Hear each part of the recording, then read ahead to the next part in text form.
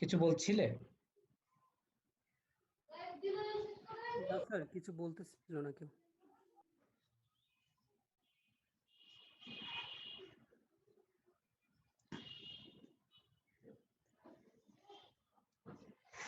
হ্যাঁ, তোমাদের দ্বিতীয় চ্যাপ্টার যেটি, সেটি হচ্ছে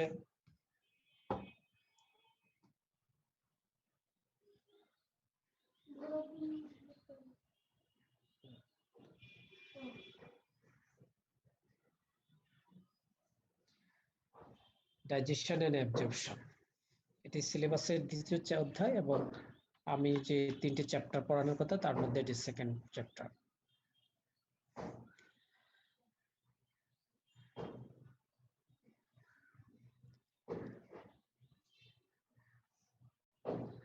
ডাইজেশন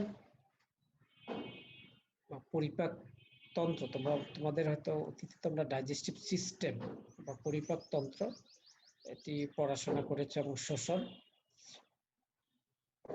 এ সম্পর্কে তোমাদের ধারণা থাকার কথা। আমরা যে খাবার খাই সেটি কিভাবে হজম হয় এবং পরবর্তীতে কিভাবে শোষণ হয় সেটি এই চ্যাপ্টারে হবে। মেটাবলিজম বোঝার জন্য মূলত এই অধ্যায়ের কিছু ধারণা থাকা প্রয়োজন। প্রত্যেকটি লেকচারের বা টপিকসের একটি এইম এবং একটি অবজেক্টিভ থাকে।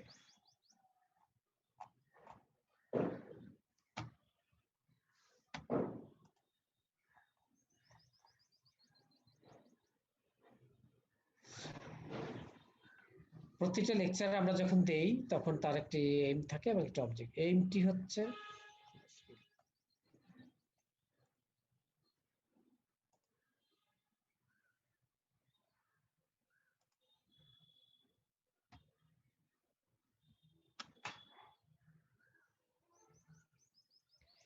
এমটি হচ্ছে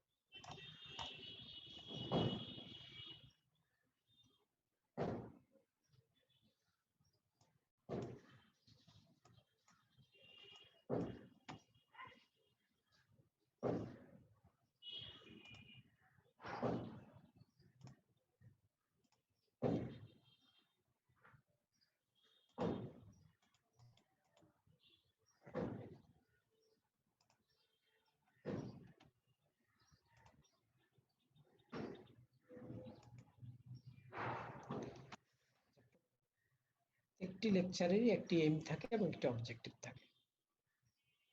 এমটি হচ্ছে আমরা কি চাই, আর অবজেক্টিভস হচ্ছে তোমাদের কি শেখা উচিত লেকচার থেকে। যেমন আমার এমটি হচ্ছে মূলত ইনস্ট্রাক্টর বা শিক্ষকের to inform students about the digestive process of food stuffs. খাদ্যদ্রব্য কিভাবে হজম হয় এর এই প্রসেসগুলো তোমাদেরকে জানানো, এটা হচ্ছে আমার উদ্দেশ্য, এটাকে বলে এইম। আর অবজেক্টিভ হচ্ছে তোমাদের দিক থেকে, সেটি হচ্ছে students will be able to list the different parts of digestive system. অর্থাৎ এই লেকচারটির পরে বা ডাইজেস্টিভ প্রসেস সম্পর্কে তোমাদের লেকচার দেওয়ার পরে তোমরা হয়তো এই জিনিসগুলো শিখতে পারবে। List the different parts of digestive system, এগুলোর নাম তোমরা লিস্ট করতে পারবা। Name and the enzymes needed for the digestion of food stuffs, বিভিন্ন ফুডস ডাইজেশনের ক্ষেত্রে যে এনজাইমগুলো লাগে সেগুলো তোমরা নাম জানতে পারবা। List the reactions and pathways for food digestion and draw the flow chart for food digestion and absorption। অর্থাৎ এটি প্রত্যেকটি লেকচারেরই একটি তোমার এম থেকে অবজেক্টিভস থাকে। এমটি হচ্ছে মূলত আমাদের দিক থেকে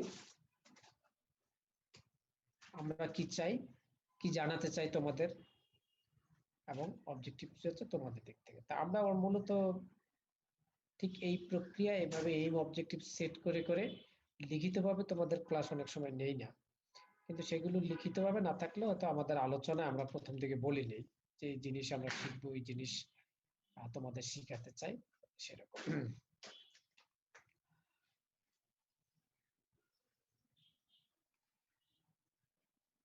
আচ্ছা, এটি ডাইজেস্টিভ সিস্টেমের একটি ফিগার, এবং এই ফিগারটি মূলত আমরা সবাই জানি।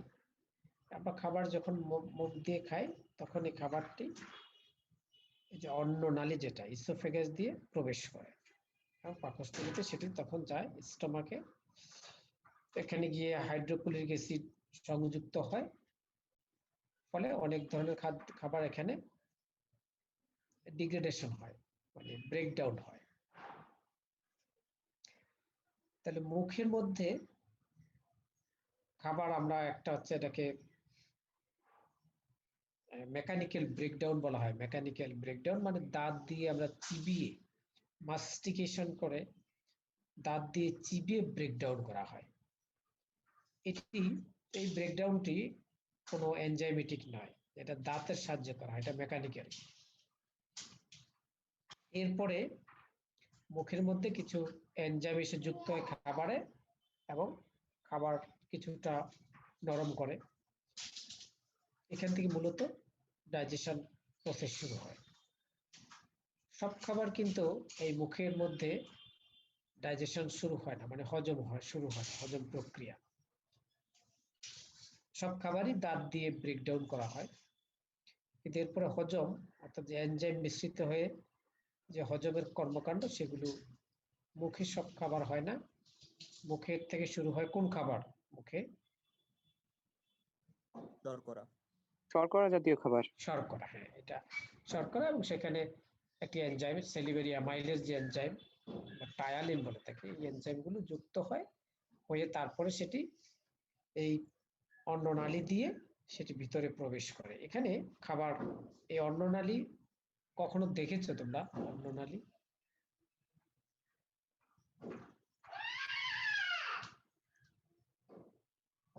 এই অন্ননালী তোমরা দেখেছো কখনো?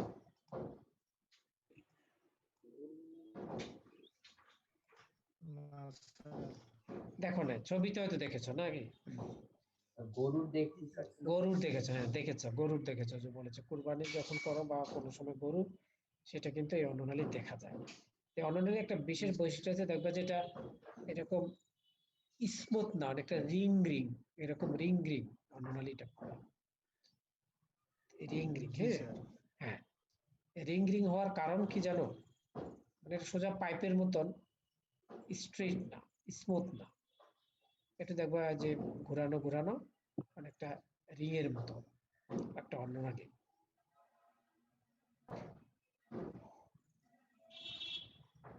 এটা মূলত যদি একেবারে নির্দিষ্ট ছিদ্র হতো পাইপের মতো, তাহলে তোমার বিভিন্ন শেপের খাবার এর ভিতর দিয়ে প্রবেশ করা কঠিন হয়ে পড়তো।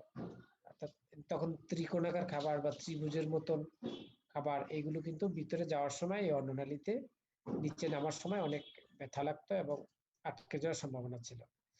যেমন সিমের বিচি আমরা যখন খাই, এগুলো কিন্তু খুব স্পষ্ট হয় না, অনেক সময় এগুলো প্রবেশ করে।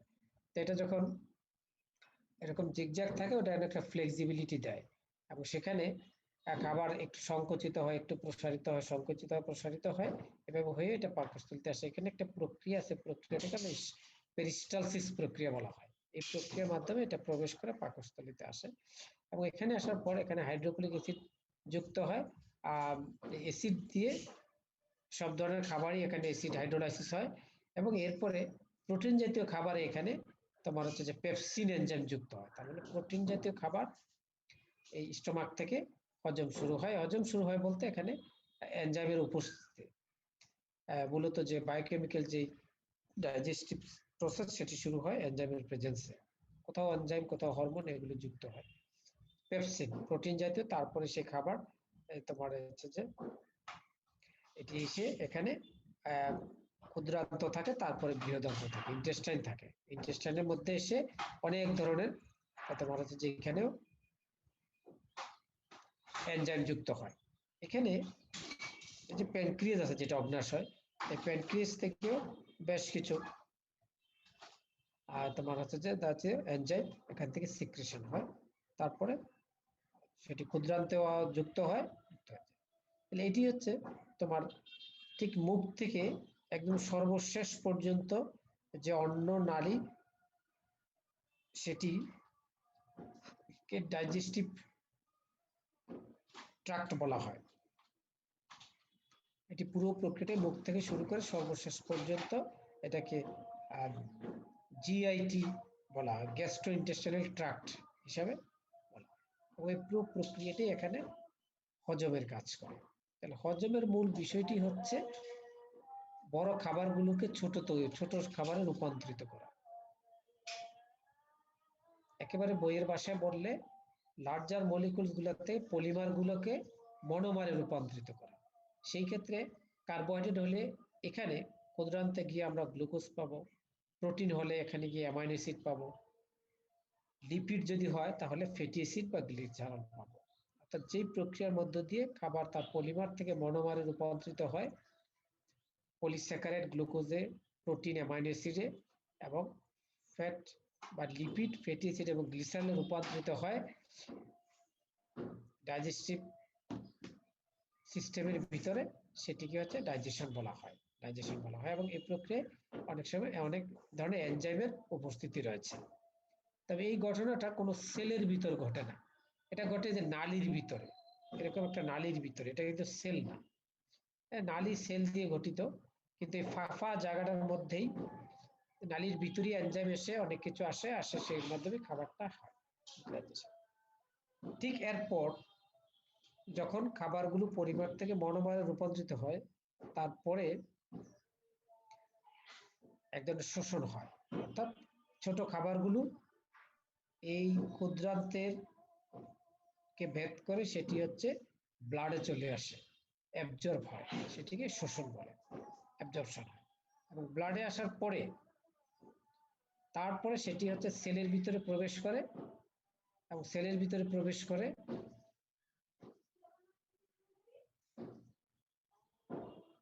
আবার ওখানে গিয়ে ক্যাটাবলিজম হয়, সেটি হচ্ছে মেটাবলিজমের মূল অংশ। তাহলে মেটাবলিজম বলতে বোঝায় সেলের ভিতরে যখন কোনো খাদ্য মলিকুল ব্রেকডাউন হয় বা ডিগ্রেডেশন হয়, সেটি হচ্ছে মেটাবলিজম। আর তার পূর্বে এই অংশটি হচ্ছে ডাইজেশন। তাহলে ডাইজেস্টিভ সিস্টেমের অনেক ধরনের অর্গান আছে, যেমন লিভার আছে, প্যানক্রিয়াস আছে, এগুলো অনেক ধরনের অর্গান আছে যেখান থেকে এনজাইম সিক্রেশন হয়। এগুলো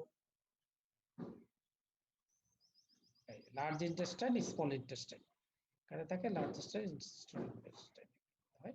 এই জায়গায় ইন্টেস্টাইন দিয়ে হচ্ছে খাবার হজম হয়, এই জায়গা থেকে। কতগুলো জিআইটি অর্গানস মানে গ্যাস্ট্রো ইন্টেস্টাইনাল ট্রাক্ট, মানে মুখ থেকে একেবারে সর্বশেষ ওপেনিংস পর্যন্ত এই নালীটা পুরোটাকে বলা হয় GIT tract, gastro intestinal tract. এখানে এই পুরো প্রক্রিয়া অনেকগুলো অর্গান আছে এবং তাদের ফাংশন আছে, সেটি বলা হচ্ছে অর্গান কি, যেমন মাউথ আর কাজ কি, production of saliva containing alpha amylase, partial digestion of polysaccharide বা কার্বোহাইড্রেট। এই অর্গানটার নাম এবং তার কাজ কি এটা জানতে হবে।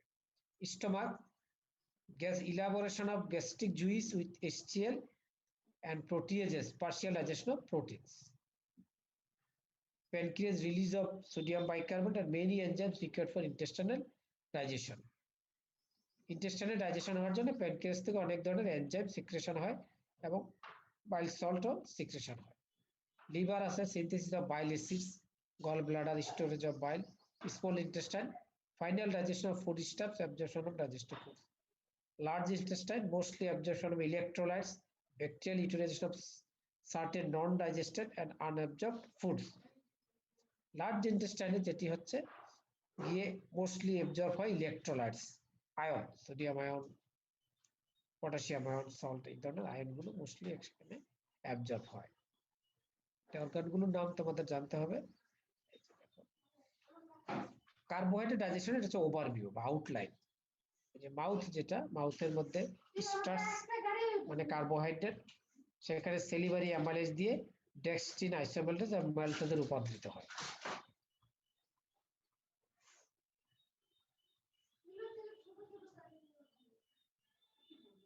মাউথের মধ্যে এই উপাদানগুলো থাকতে পারে। স্টার্চ হলে সেটি হচ্ছে আলফা অ্যামাইলেজ দিয়ে ডেক্সট্রিন, আইসোমাল্টোজ, ম্যালটোজ, এগুলো সব ডাইস্যাকারাইড। ডাইস্যাকারাইডে রূপান্তরিত হয়। এই যে ল্যাকটোজ, সুক্রোজ, এগুলো ডাইস্যাকারাইড, সেলুলোজ, পলিস্যাকারাইড, এই ধরনের উপাদানগুলো, কার্বোহাইড্রেটগুলো মাউথের মধ্যে থাকবে। তারপরে ডেক্সট্রিন, আইসোমাল্টোজ হয়ে সেটি স্টোমাকে চলে যাবে। ল্যাকটোজ, সুক্রোজ স্টোমাকে চলে যাবে, সেগুলো স্টোমাকে চলে যাচ্ছে। লো পিএইচ স্টপস অ্যামাইলেজ অ্যাক্টিভিটি। এখানে পিএইচ এর প্রেজেন্সে অ্যামাইলেজের অ্যাক্টিভিটি বন্ধ হয়ে যায়।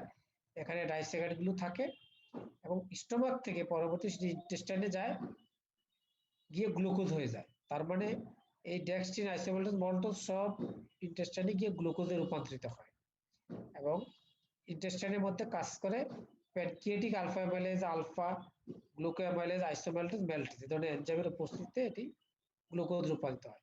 ল্যাকটোজ এবং সুক্রোজ সেটি হচ্ছে গ্লুকোজ, ফ্রুক্টোজ, গ্লাকটোজ রূপান্তরিত হয়।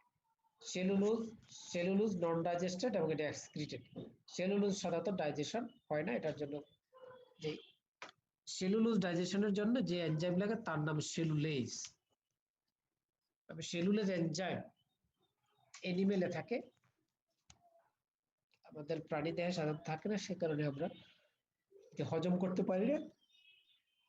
ও সেটি হচ্ছে এক্সক্রিট হয়ে যায়, শরীর থেকে বের হয়ে যায় সেলুলোজ। সেখানে শাক সবজি অনেক সময় খেলে সেটি হচ্ছে যে হজম না হয়ে সেলুলোজ বেশি থাকলে, সেটি হচ্ছে ফাইবার থাকলে সেটি বের হয়ে যায়। কারণ ফাইবার বেশি উপকারী। কার্বোহাইড্রেট ডাইজেশনের যেটা আমি আউটলাইন দেখালাম সেটা স্পেসিফিক কিছু এনজাইম। স্টার্চ এবং গ্লাইকেন সেলুলার অ্যামাইলেজে ডেক্সট্রিন, ম্যালটোজে রূপান্তরিত হয়। ডেক্সট্রিন অলিগোস্যাকারাইডেজ এই এনজাইম দিয়ে গ্লুকোজ হয়। আইসোমাল্টোজ, ডেক্সট্রিন, আইসোমাল্টোজ দিয়ে গ্লুকোজের মধ্যে, এটা আইসোমাল্টোজ না, এটা আইসোমাল্টেজ হয়।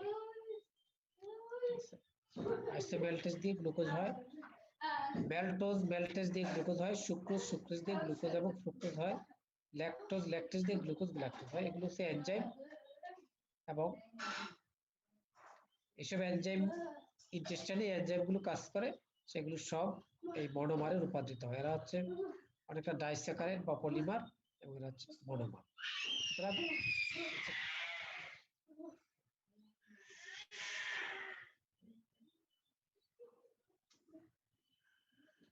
এটা হচ্ছে একটা মেকানিজম কিভাবে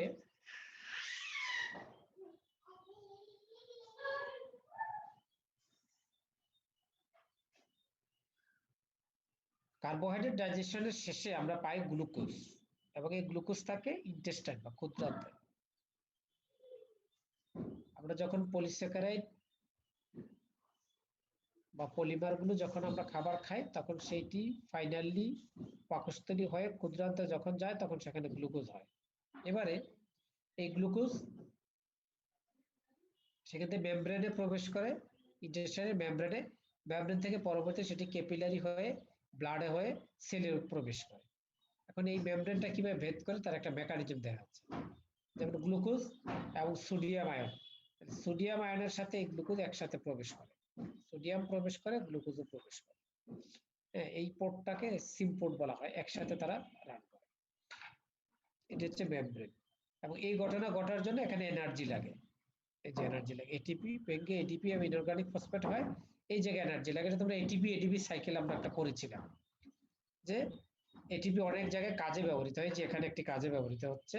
কিভাবে এটিপি এই যে সোডিয়াম আয়নকে বের করে দিচ্ছে, পটাশিয়াম আয়নকে প্রবেশ করাতে এখানে শক্তির ব্যবহার হচ্ছে, শক্তি ব্যয় করে এই ঘটনা ঘটে। সেলের এই মেমব্রেনের ভিতর থেকে সোডিয়াম আয়ন বের হয়ে যাচ্ছে, পটাশিয়াম আয়ন ঢুকতেছে, এর ফলে এখানে একটা পার্থক্য তৈরি হয়, ডিফারেন্স। এই পার্থক্যের কারণে সোডিয়াম আয়ন বাইরে থেকে আবার ভিতরে প্রবেশ করে, এর সাথে গ্লুকোজ প্রবেশ করে এবং এখানে গ্লুকোজ প্রবেশ করার পর তারপরে সেটি ক্যাপিলারির মধ্যে প্রবেশ করে এবং ব্লাড দিয়ে চলে যায়। এটি একটি মেকানিজম, বর্ণনা দেওয়া আছে, হ্যান্ডআউটসে দেওয়া আছে, তোমরা এগুলো কার্বোহাইড্রেটের তোমার ডাইজেশনের একটি মোটামুটি ওভারভিউ বা ধারণা।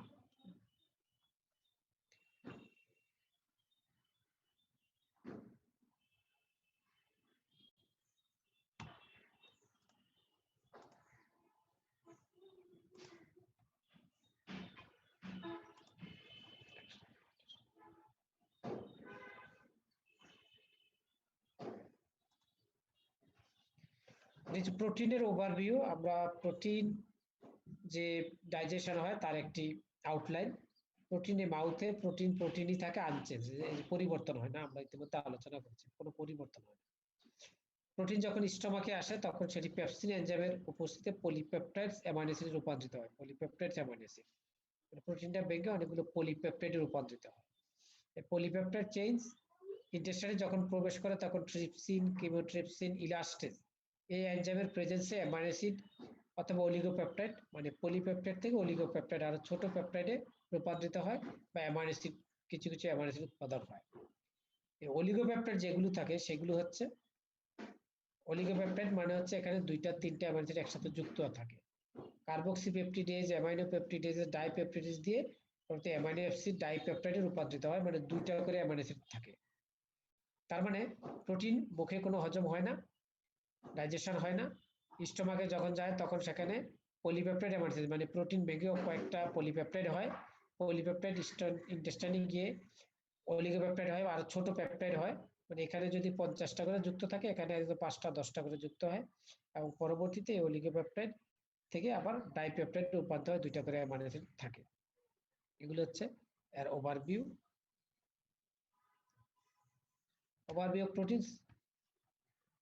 একই জিনিস এখানে দেখিয়েছি, আবার মানে এটা লিখিত আকার, ওটা পিক্টোরিয়াল। এটা যে জন্য বলা হয়েছে, তোমাদের যদি এটা পরীক্ষায় আসে বা তোমরা ডায়াগ্রাম দাও, এই যে মাউথ, এটা এইভাবে ডায়াগ্রাম দিতে পারো, এটা বোঝানোর জন্য জাস্ট মাউথ লিখবা, এবং ছবি তোমরা যে কোনো, স্টোমাক এভাবেও লিখতে পারো, স্কোয়ার করে দিতে পারো স্টোমাক, ইন্টেস্টাইন ছবি তোমরা যে কোনো ভাবে আঁকতে পারো, যেমন আমি এভাবে এঁকেছি। Mouth undigested proteins, stomach pepsin দিয়ে প্রোটিনস পেপটনস হয়, স্মল ইন্টেস্টাইন। আবার অনেকে ছবি দিয়ে দেখেছে, বইগুলোতে যে ছবি দিয়ে দেখিয়েছে, এই ইন্টেস্টাইন একটু এরকম থাকে, ভিলাইগুলো, স্টোমাক এরকম। আর আমি যেরকম বক্স করে দেখেছি, তোমরা এইভাবেও দিতে পারো।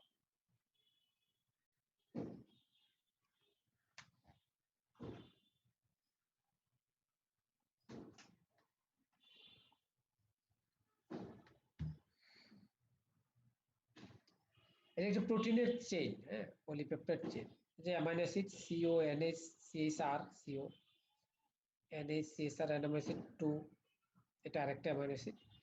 এই অ্যামাইনো অ্যাসিডের এই বন্ডটা, এই যে পেপটাইড বন্ড আছে এখানে, পেপটাইড বন্ড, এটা নির্দিষ্ট কোন এনজাইম কোথায় কাটবে, পেপসিন এ, ট্রিপসিন, কাইমোট্রিপসিন এই বন্ড কাটে কখন, যখন নেচার অফ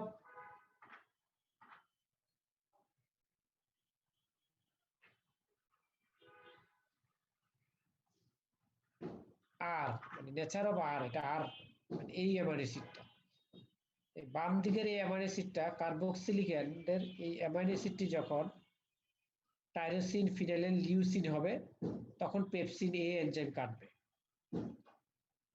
তারপরে এই সিও এন্ড এর এই অ্যামাইনো অ্যাসিড যখন আর্জিনিন, লাইসিন হবে, তখন এখানে ট্রিপসিন এনজাইম কেটে দিবে, এই বন্ডটা ব্রেকডাউন করবে। এবং এই অ্যামাইনো অ্যাসিডটি যখন ট্রিপ্টোফ্যান, টাইরোসিন, ফিনাইলিন, লিউসিন, মিথাইলিন হবে, তখন কাইমোট্রিপসিন কাটবে। এটা যখন অ্যালানিন, গ্লাইসিন, সেরিন হবে, ইলাস্টিস কাটবে। এখানেও এই অ্যামাইনো অ্যাসিড যেটি ডান পাশে অ্যামাইনো অ্যাসিড আরএনটি, যখন অ্যালানিন, আইসোলিউসিন, লিউসিন, ভ্যালিন হবে, তখন এই বন্ডটি কেটে দিবে হচ্ছে কার্বক্সিপেপটিডেস এ, কার্বক্সিপেপটিডেস বি, আর্জিনিন এবং লাইসিন।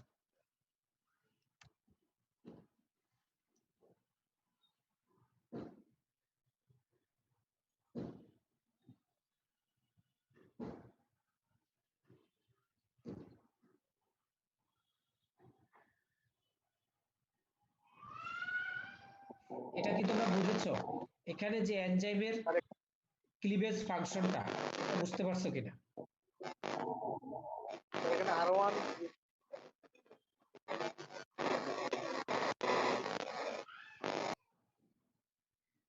কোনো প্রশ্ন আছে কিনা এটার মধ্যে থেকে, বলো জানো।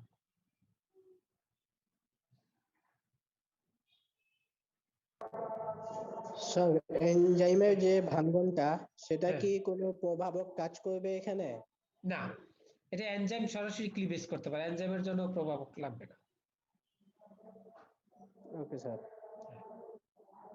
না, আমি এখানে বলেছি এনজাইম মূলত এটা তো এভাবে দেখিয়েছি, এই এনজাইম যখন একটা বিক্রিয়ায় কাজ করে পেপটাইড বন্ড ব্রেকডাউন করে, অন্য বিক্রিয়ার কিছু মেকানিজম অন্য জিনিস আছে, কিন্তু এখানে আমরা যেটা বলতে চাচ্ছি এটা একটা প্রোটিন। এই প্রোটিনটার কে ডিগ্রেডেশন করার জন্য, ব্রেকডাউন করার জন্য বা হজমের জন্য ছোট হতে হবে, টুকরা টুকরা করতে হবে। করতে হলে একটা প্রোটিনে অনেকগুলি অ্যামাইনো অ্যাসিড থাকে, কোথায় কোন বন্ডটা কোন এনজাইম কাটবে এটা এখানে দেখানো আছে। যেমন এখানে R1 RN মানে তিনটে অ্যামাইনো অ্যাসিড বলা হয়েছে, RN মানে অনেকগুলি অ্যামাইনো অ্যাসিড থাকতে পারে। তো ডানে এক প্রান্তে যেখানে অ্যামাইনো অ্যাসিড প্রোটিনটা শেষ, যেখানে সি টার্মিনাল ওপেন, ঠিক তার বাম পাশের এই বন্ডটা, এই পেপটাইড বন্ডটা কাটবে কার্বোক্সিলেজ এ পারবে।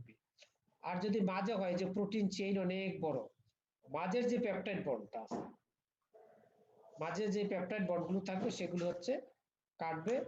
যদি বাম দিকের অ্যামাইনো অ্যাসিডটা বা একটা অ্যামাইনো অ্যাসিড আর অ্যামাইনো অ্যাসিডটা যদি টাইরোসিন হয় তাহলে পেপসিন এ কাটবে। তাহলে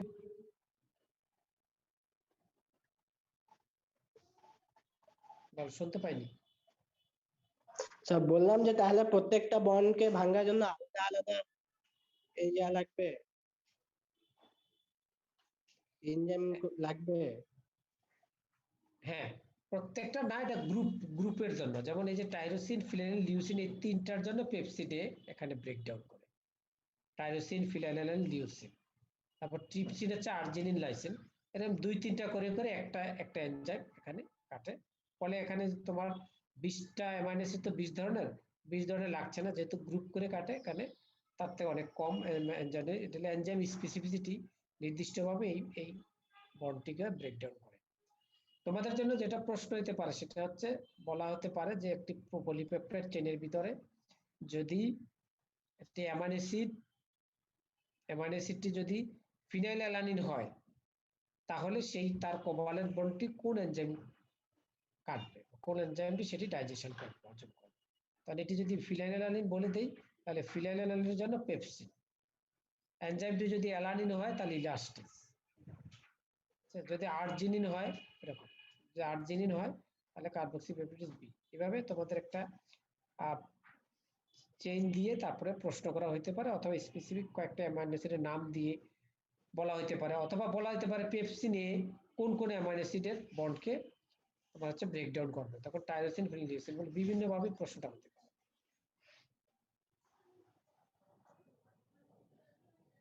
তাহলে কার্বোহাইড্রেট, তারপরে প্রোটিন গেল, প্রোটিনের ওভারভিউ, কার্বোহাইড্রেট ওভারভিউ, তারপরে মূলত থাকে আমাদের লিপিড লাইজেশন বা লিপিড।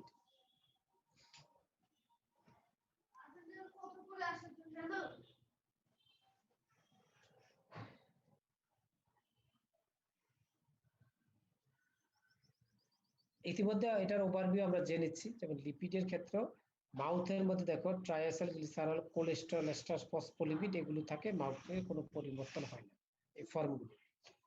স্টোমাকেও পাকস্থলীতে তেমন পরিবর্তন হয় না, বেশিরভাগ পরিবর্তন হয় ক্ষুদ্রান্তে গিয়ে।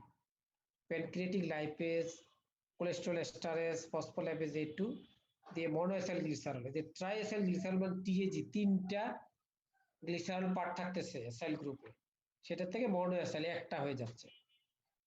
তারপরে ফ্রি ফ্যাটি অ্যাসিড তৈরি হচ্ছে, কোলেস্টেরল তৈরি হচ্ছে। এগুলো হচ্ছে লিপিডের তোমার ওভারভিউ। এবং সেই এনজাইমগুলো এখানে এই যে রিঅ্যাকশন আকারে দেখানো হয়েছে। ট্রাইএসাইল গ্লিসারল লাইপেজ এনজাইম দিয়ে মনোএসাইল গ্লিসারল হয় প্লাস ফ্যাটি অ্যাসিড।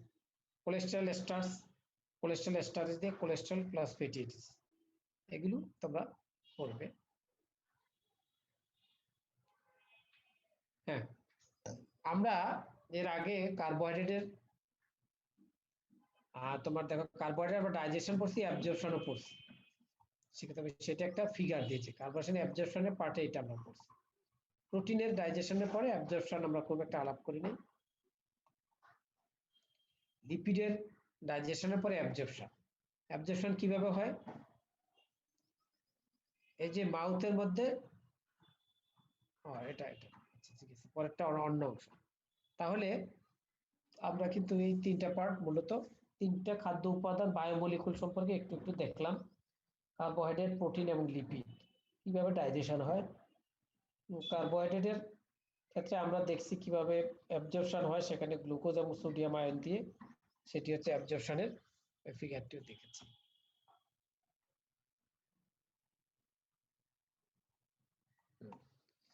এটি আমাদের এখানে last slide.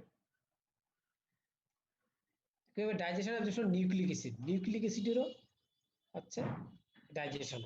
Nucleic acid unchange, মুখের মধ্যে নিউক্লিক অ্যাসিড কোনো চেঞ্জ হয় না, ডিনেচার বা এসচিএল। নিউক্লিক অ্যাসিড উদাহরণ হচ্ছে ডিএনএ। ডিএনএ যখন পাকস্থলীতে যায় তখন ডিএনএ হাইড্রোলাইসিস হয়, হাইড্রোক্লোরিক অ্যাসিড দিয়ে ডিএনএ ব্রেকডাউন করে। সেখান থেকে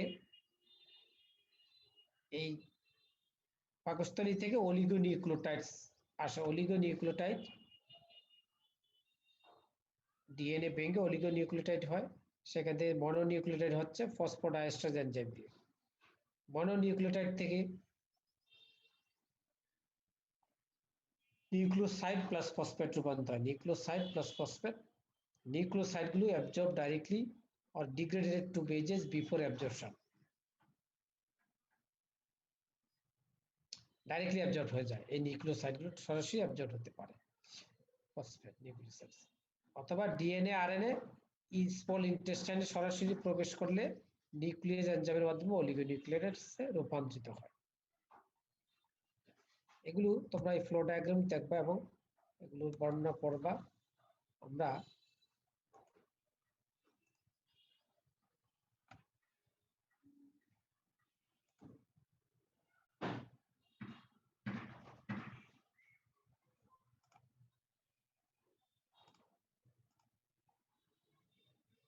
তোমাদের কোনো এই যেগুলো আলোচনা করলাম এখান থেকে আর কোনো প্রশ্ন আছে কিনা?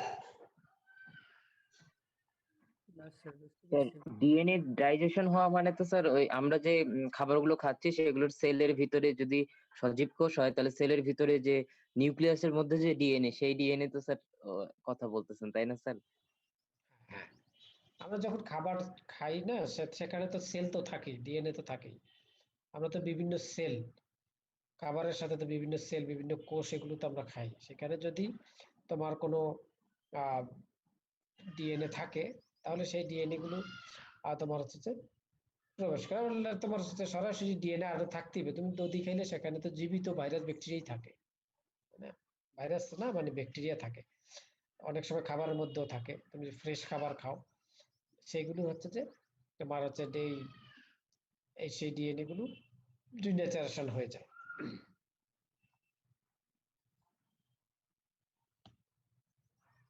এটি তোমাদের একটা পরিচিত চ্যাপ্টার ডাইজেশন।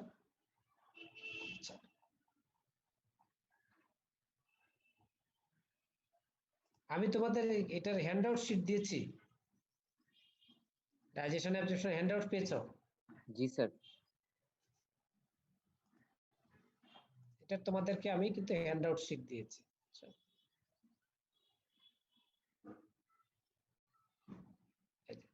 এখানে এই হ্যান্ডআউটসে বিস্তারিত লেখা আছে, এই মুখের কথা সব লেখা আছে এখানে। মুখে কি হয়?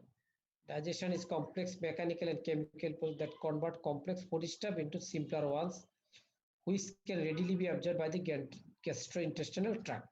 আচ্ছা, এখানে ফুড স্টাফ বলতে আমরা বলছি carbohydrate, protein, lipid, nucleic acid এগুলোকে ফুড স্টাফ বলা হয়। ডাইজেশন কাকে বলে এখানে বরফ দেওয়া আছে। তারপরে অ্যাবজর্পশন কাকে বলে ডেফিনিশন দেওয়া আছে। Absorption is a process of transporting digestive food materials from GIT to the blood stream. ব্লাডে চলে যাবে তখন, সেগুলো এখানে দেওয়া আছে। অনেক বর্ণনা দেওয়া আছে, এগুলো তোমরা পড়বা, পড়লে এগুলো হচ্ছে বুঝতে পারবে এবং অনেক সুন্দর সুন্দর তথ্য পাবা। যেমন the food remains about 15 seconds in the mouth, then through esophagus it enters in the stomach, it remains about 8 hours. তার মানে দেখো এখান থেকে কিছু নলেজ জানা যাচ্ছে। মুখে আমরা জেনারেলি 15 সেকেন্ডের মতো খাবার রাখি, তারপরে সেটি যখন পাকস্থলীতে যায় অনেক সময় 8 ঘন্টা থাকে। এই কারণেই 3 8 24 আমরা যে প্রতি দিনে 3 বেলা খাই, কারণ কি 3 বেলা খাই, এই 3 8 24 ঘন্টা হিসাব করা হয়। তা আমরা মূলত 12 ঘন্টার মধ্যে 3 বার খেয়ে নিই আমাদের যেগুলো হচ্ছে যে খাবার। তাহলে সেক্ষেত্রে তুমি সকালে খাও, আবার আমরা 8 ঘন্টা পরে একবার খাবো, রাত্রে আবার 8 ঘন্টা খেয়ে মানুষের 7 ঘন্টা ঘুমাইলেই চলে। তাহলে ঘুমের 1 ঘন্টা আগে খাওয়া দাওয়া করে 1 ঘন্টা যদি আমরা রেস্ট নেই তারপরে ঘুমাইলে এরকম বলে। এটি একেবারে 8 ঘন্টা মেপে মেপে করা হয় এরকম না, এখান থেকে তোমার এই 3 বেলা খাবারের একটা স্ট্যান্ডার্ড মেনটেন করা হয়েছে, যদিও আমরা 5 ঘন্টা 6 ঘন্টা পর পর খাই, খাওয়া দাওয়া করি আর কি, বা 6 ঘন্টা পর পর আমরা মূলত খাওয়া দাওয়া করি। 6-18, ফলে রাত্রটা একটু বেশি গ্যাপ যায়, এটা হচ্ছে মূল ঘটনা। এখানে অনেক জিনিস দেওয়া আছে, ছবি হ্যান্ডআউট শিটে দেওয়া আছে। বিভিন্ন ইন্টেস্টাইনের এই যে পার্ট থাকে, ডিউডেনাম, জেজুনাম, ইলিনিয়াম, ইলিয়াম, এগুলো বর্ণনা আছে, কোন পার্ট থেকে কোন এনজাইম সিক্রেশন হয় এগুলো এখানে দেওয়া আছে।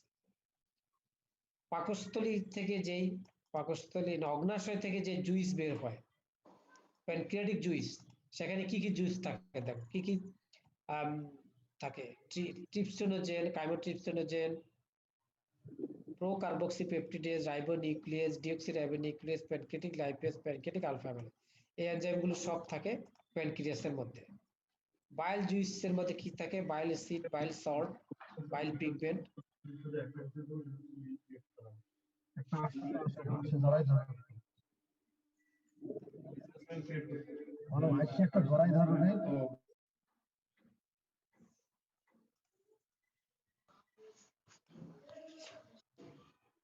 বিলিরুবিন, বিলিবার্ডিন, এগুলো থাকে বাইল জুইসের মধ্যে। বিলিরুবিন, বিলিবার্ডিন। এন্টারিক জুইসে কি কি থাকে, এরপরে এটা আমি দেখিয়েছি ওখানে। কার্বোহাইড্রেটের দেখো এখানে বর্ণনাও দেওয়া আছে, এবং ওই স্লাইডগুলো এখানে বর্ণনা করা আছে কার্বোহাইড্রেট ডাইজেশন। সুতরাং তোমাদের পরীক্ষায়, এখান থেকে আমি পরীক্ষা পারপাসে একটু বলি, ডেফিনেশন আসতে পারে, ডাইজেশন কাকে বলে, অ্যাবজর্পশন কাকে বলে, এগুলো ডেফিনেশন আসতে পারে। তাছাড়া তোমাদের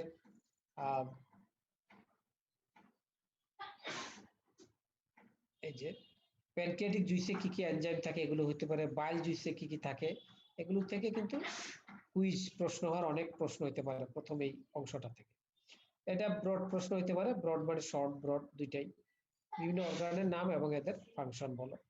কার্বোহাইড্রেট বর্ণনামূলক হতে পারে, যে কার্বোহাইড্রেট কিভাবে ডাইজেশন হয়, তাহলে ডাইজেশন হলে এগুলো সবই লিখতে হবে। এবং এটা হচ্ছে অ্যাবজর্পশন, এটা হচ্ছে carbohydrate absorption. So how the transport of glucose across the intestinal epithelial cell, intestinal epithelial cell এর মধ্যে কিভাবে গ্লুকোজ ট্রান্সপোর্ট হয়, এটা হলো এখানে তার এই মেকানিজম। এটি একটা ব্রড প্রশ্ন। প্রোটিনস, যেগুলো প্রোটিনের বর্ণনা দেওয়া আছে, জাইমোজেন, এটি আমি আলাপ করিনি ওখানে। জাইমোজেন হচ্ছে proteolytic enzyme that are mostly secreted as inactive forms called proenzymes বা জাইমোজেন্স। এই ডেফিনেশনটা তোমরা পড়বা। জাইমোজেন হচ্ছে ইনঅ্যাক্টিভ এনজাইম, ইনঅ্যাক্টিভ এনজাইম। যেমন স্মল ইন্টেস্টাইনে প্রোটিন ট্রিপসিনোজেন, এটা হচ্ছে জাইমোজেন। আর অ্যাক্টিভ এনজাইম হচ্ছে ট্রিপসিন, তাহলে ট্রিপসিনোজেন হচ্ছে জাইমোজেন বা প্রোএনজাইম, আর ট্রিপসিন এটা হবে অ্যাক্টিভ এনজাইম। এখানে অনেকগুলো উদাহরণ দেওয়া আছে, জাইমোজেনটা তোমরা পড়বা। ওভারভিউ অফ প্রোটিন আমরা দেখেছি।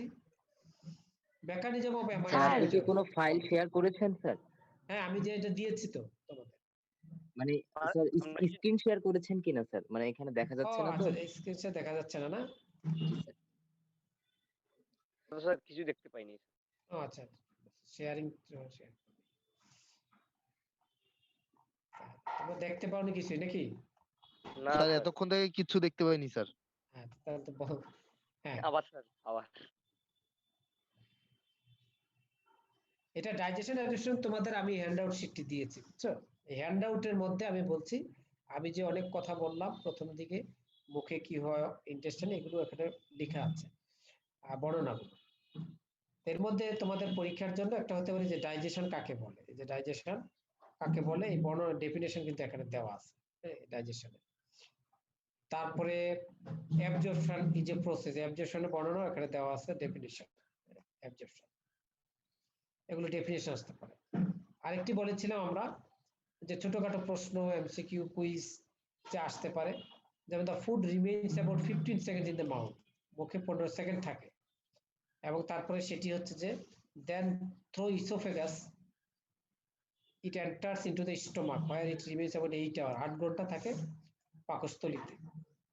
এইটাই আমি বলছিলাম যে আমরা এই যে 24 ঘন্টায় কেন 3 বার খাই, 24 ঘন্টা 3 বার খাই, কারণ হচ্ছে পাকস্থলীতে একবার খাইলে সেটি প্রায় 8 ঘন্টা থাকে খাবারটি। 3 আর 24, আমরা হয়তো একজাক্ট টাইম ধরে খাই না, একটু কম বেশি এটা করতে। এগুলো হতে পারে, এগুলো প্রশ্ন হতে পারে যে তোমার প্যানক্রিয়াটিক জুইস কি থাকে, মানে প্যানক্রিয়াসের নিঃসৃত রস, অগ্ন্যাশয় নিঃসৃত রসে কি কি এনজাইম থাকতে পারে, এর একটা লিস্ট দেওয়া আছে এখানে, এনজাইমের লিস্টগুলো তোমরা জানবা। বাইল জুইসে কি কি থাকে, সেটা বাইল অ্যাসিড, বাইল সল্ট এবং বাইল পিগমেন্ট, এগুলো বাইল জুইসে থাকে, এগুলো জানতে। এটা বলেছি শর্ট প্রশ্ন, মানে মিডে আসতে পারে বা ইয়াতে আসতে পারে ফাইনালে, যে জিআইটি অর্গানস এবং তাদের major functions in the digestion absorption কি কি, এটা আমরা স্লাইডে পড়েছি। কার্বোহাইড্রেটের একটি বর্ণনামূলক প্রশ্ন হতে পারে, যে কার্বোহাইড্রেট ডাইজেশন বর্ণনা করো। আর স্পেসিফিক কুইজের জন্য তো এনজাইমের নাম উল্লেখ করে আসতে পারে। এটি ওভারভিউ। এটা বলেছি একটা মেকানিজম, কিভাবে গ্লুকোজ ইন্টেস্টাইন থেকে ব্লাডের মধ্যে প্রবেশ করে, এই মেকানিজম, এটি মূলত absorption of carbohydrate, absorption of glucose. Protein আছে, প্রোটিনের ক্ষেত্রে পেপটিডেজ এনজাইম লাগে। এই পেপটিন এনজাইম দুই ধরনের, এন্টারোপেপটিডেজ এবং এক্সোপেপটিডেজ। এন্ডোপেপটিডেজ, এক্সোপেপটিডেজ। এন্ডোপেপটিডেজ পেপসিন, ট্রিপসিন, কাইমোট্রিপসিন। এক্সোপেপটিডেজ কার্বক্সিপেপটিডেজ, অ্যামাইনোপেপটিডেজ। এগুলো হচ্ছে প্রোটিনের ডাইজেশনে কাজে লাগে। জাইমোজেন আমি বর্ণনা করলাম, জাইমোজেন কাকে বলে। জাইমোজেন হচ্ছে inactive enzyme, inactive form of enzyme, inactive form. পরবর্তীতে সেটা অ্যাক্টিভ ফর্মে রূপান্তরিত হয়। যখন একটা এনজাইম ইনঅ্যাক্টিভ অবস্থায় থাকে সেটাকে জাইমোজেন বলে, আর অ্যাক্টিভ হয়ে গেলে সেটা এনজাইম, ফাংশনাল এনজাইম। যেমন ট্রিপসিনোজেন, এটা একটা জাইমোজেন, মানে ইনঅ্যাক্টিভ এনজাইম। এটা যখন অ্যাক্টিভ হয় তখন তার নাম হয় trypsin. Trypsinogen, zymogen, trypsin enzyme. Overview of digestion of protein, এটা দেখানো হয়েছে তোমাদের। আমরা স্লাইড যখন দেখছি তখন mechanism of amino acid absorption আমরা দেখিনি, মানে প্রোটিনের অ্যাবজর্পশন আলোচনা করি নাই। প্রোটিনের অ্যাবজর্পশন বলতে মূলত অ্যামাইনো অ্যাসিডের অ্যাবজর্পশন, কারণ প্রোটিন হজম শেষে ক্ষুদ্রান্তে গিয়ে অ্যামাইনো অ্যাসিড হয়, সেই হিসেবে অ্যামাইনো অ্যাসিডের অ্যাবজর্পশন। এটি মূলত এই অ্যামাইনো অ্যাসিডের অ্যাবজর্পশন মূলত গ্লুকোজের অ্যাবজর্পশনের মতো সিমিলার, এ কারণে আর এখানে বর্ণনা দেওয়া হয়নি। অ্যামাইনো অ্যাসিড আর primary absorb by mechanism similar to that of glucose. Lipid digestion absorption এখানে বর্ণনা দেওয়া আছে অনেক বড় করে, এটা তোমরা পড়বা, যে এগুলো ওভারভিউ আসতে পারে। Absorption of lipids, nucleic acid, এটা আমরা ছক আকারে পড়ছি, ছকটার বর্ণনা এখানে দেওয়া আছে। এই হ্যান্ডআউট শিটটা তোমাদের দেওয়া আছে, এখানে সবগুলোর বর্ণনা আছে এবং লেআউট গুলো আছে, তোমরা এটা ভালো করে পড়বা। এটি আমাদের পরবর্তী যেই লেকচার গুলো হবে মেটাবলিজমে, সেখানে এই কনসেপ্ট গুলো আমাদের কাজে লাগবে।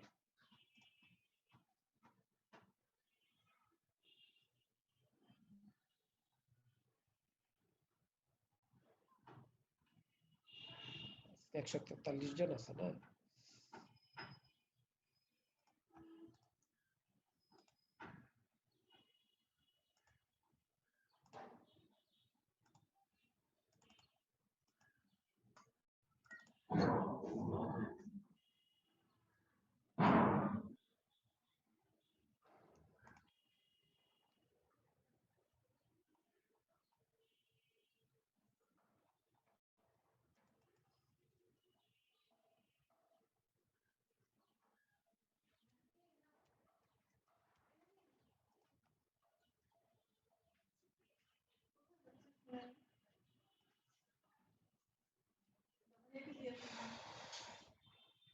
Did number 1, 2, 3. Yes, sir. Oh, yeah, then na.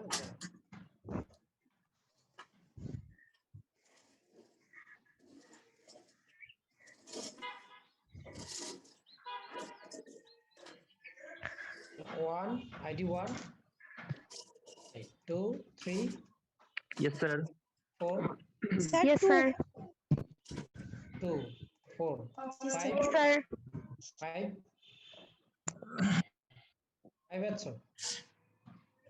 6, Present, sir. 7, Yes, sir. 8, 9, Yes, sir. 10, Yes, sir.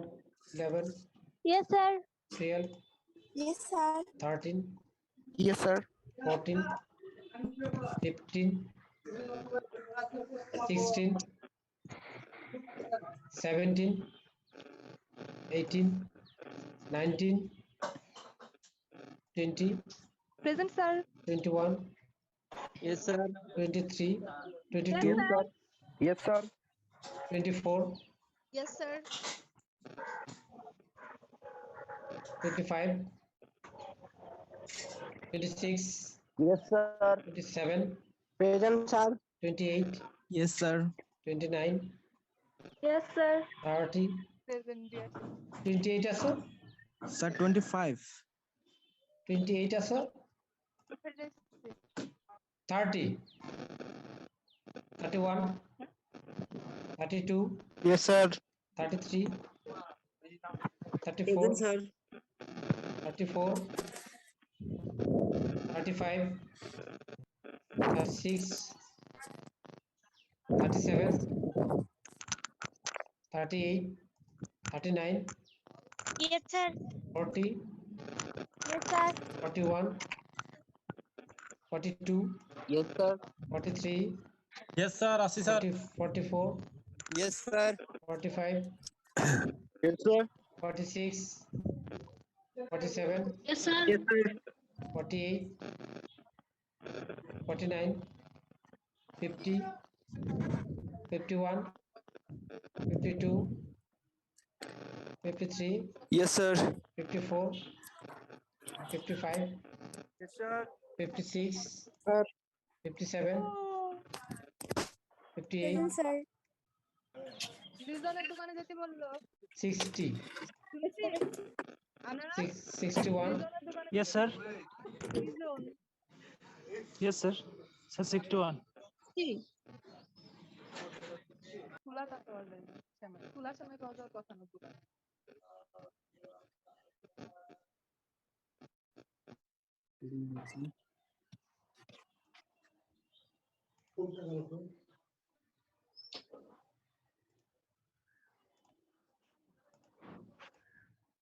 $62, Yes, sir.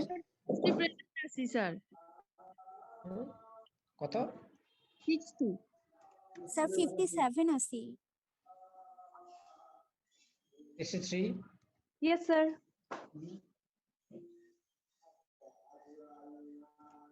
64, 65, 66, 67, 68, Sir. 16, 69, Sir, 68. 69, 70, 71, 72, Yes, sir. 73, 73,